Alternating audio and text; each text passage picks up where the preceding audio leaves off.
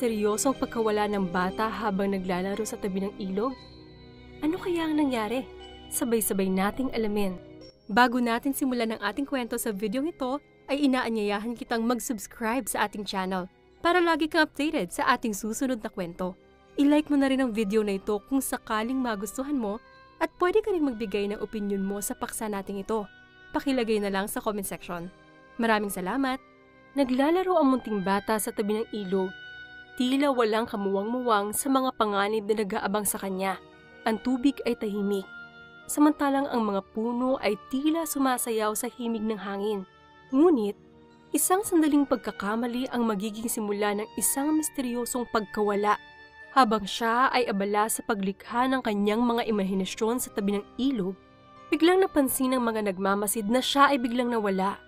Ang tahimik na kalmadong ilog ay biglang naging patunay ng kasulukuyang pagkabahala at pag-aalala ng mga taong nakakita sa pangyayari. Sa kabila ng mga pagsisikap na hanapin ang bata sa paligid ng ilog, walang anumang tanda o bakas na natagpuan. Ang pamilya, kamag-anak, at mga kaibigan ay nagkakaisa sa kanilang paghahanap. Ngunit parang nawala na lamang ang bata sa isang kisap mata. Sa tuwing nagtatangka silang magtanong-tanong sa iba't ibang mga lugar at sa mga taong nakakasalubong nila, wala silang natagpuan na kahit anong patnubay tungkol sa pagkawala ng bata. Ang ilog na dati payapa at kaaya-aya ay naging tanawin ng kalungkutan at pag-aalala para sa buong nayon. Ngunit, sa likod ng misteryo ng pagkawala ng bata, may mga hindi napapansing lihim at natatagong kaugnayan sa kasaysayan ng kanilang lugar. Ang pagtuklas ng katotohanan ay magiging simula ng isang mapanganib na paglalakbay tungo sa lihim ng ilog at ng mga itinatagong lihim ng kanilang nayon. Ang pagkawala ng bata ay maaaring may iba't ibang mga kadahilanan na maaaring magdulot ng iba't ibang mga espekulasyon at teorya sa komunidad. Narito ang ilang posibleng mga kadahilanan kung bakit nawala ang bata. Kapangyarihan ng kalikasan. Maaaring nangyari ang pagkawala ng bata dahil sa isang aksidente o trahedya sa tabi ng ilog. Maaaring nadulas siya at nalunod sa ilog. O maaaring na aksidente sa paglalaro sa mga mababatong bahagi ng ilog. Ang biglaang pag-ulan o pag-apaw ng tubig ay maaaring nagdulot ng panganib sa kanyang kaligtasan. Pananakop ng mga elemento. May posibilidad na isang malakas na bagyo o pagguho ng lupa ang nagdulot sa kanyang pagkawala.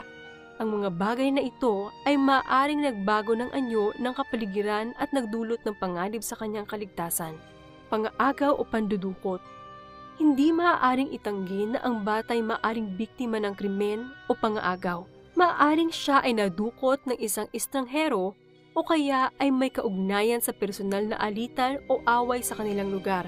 Supernatural na kadahilanan. Sa ibang mga kasaysayan, ang mga misteryosong pagkawala ay itinuturing na bunga ng paranormal na mga puwersa o mga kaluluwa. Maaaring ang bata ay inakay o tinawag ng isang maligno o multo na naninirahan sa paligid ng ilog. Ang totoong dahilan ng pagkawala ng bata ay maaaring manatiling isang misteryo hanggang sa mahanap siya at matuklasan ang katotohanan. Ang pagpapalawak ng pagsuri at pagsisiyasat sa mga posibleng kadahilanan ay magbibigay daan sa komunidad na maunawaan ang pangyayari at magkaroon ng kapayapaan at katarungan. Ang ilog ay tila nagtatago ng maraming lihim at misteryo na nagpapalibot sa pagkawala ng bata. Narito ang ilang posibleng mga misteryo na tinataglay ng ilog. Lupaing sinasaklaw ng misteryo. Ang ilog ay maaring nagtatago ng mga espiritual na puwersa o mga katutubong Diyos na nagbigay ng proteksyon o nagdadala ng kapahamakan sa lugar.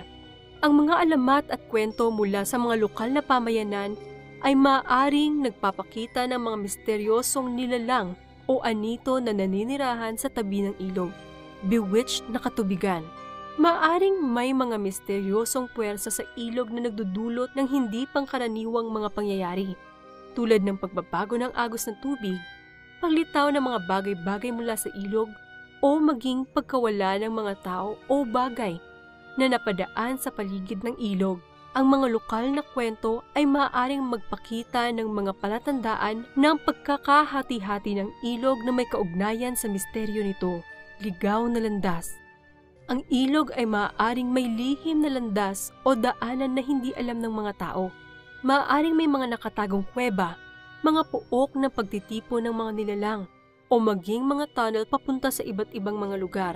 Ang pagtuklas sa mga ito ay maaaring magdulot ng mga kakaibang pagbabago sa paligid at kahalintulad ng mga pangyayari. Lipat sa ibang dimensyon. Sa ilang mga kasaysayan, ang ilog ay tinuturing na isang pinto patungo sa ibang dimensyon o mundo.